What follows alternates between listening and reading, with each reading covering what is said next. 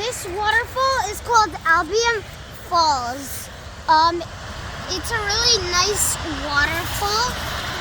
It took us like a few minutes from our hotel to get here, but doesn't it look nice, guys?